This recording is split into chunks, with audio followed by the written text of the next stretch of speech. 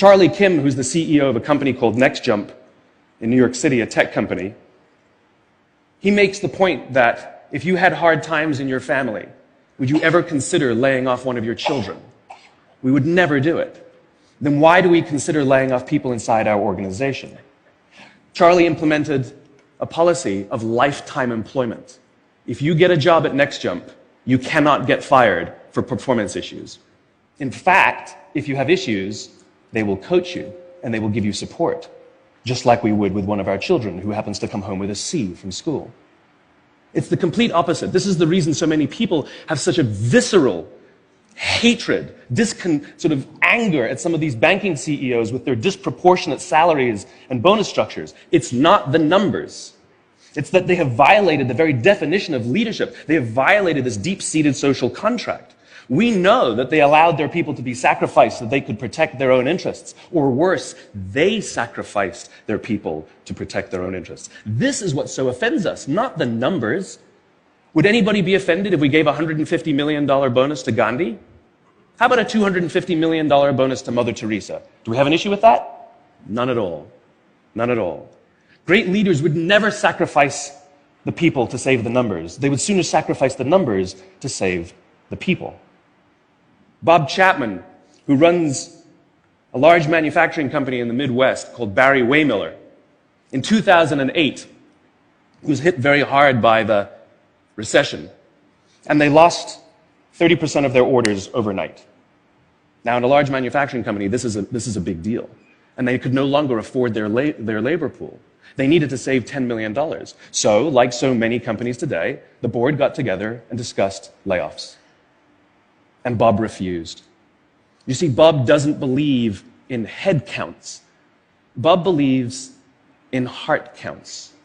And it's much more difficult to simply reduce the heart count. And so they came up with a furlough program. Every employee from secretary to CEO was required to take 4 weeks of unpaid vacation. They could take it any time they wanted, and they did not have to take it consecutively.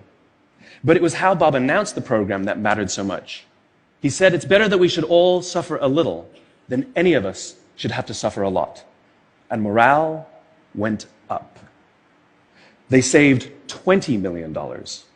And most importantly, as would be expected, when the people feel safe and protected by the leadership in the organization, the natural reaction is to trust and cooperate.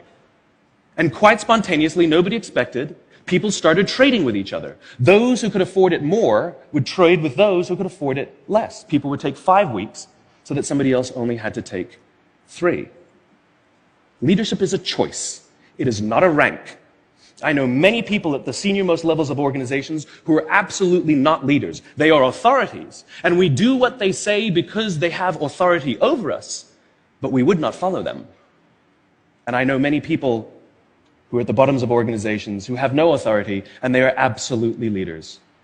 And this is because they have chosen to look after the person to the left of them, and they have chosen to look after the person to the right of them.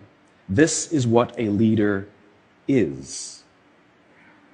I heard a story of some Marines who were out in theater, and as is the Marine custom, the officer ate last, and he let his men eat first.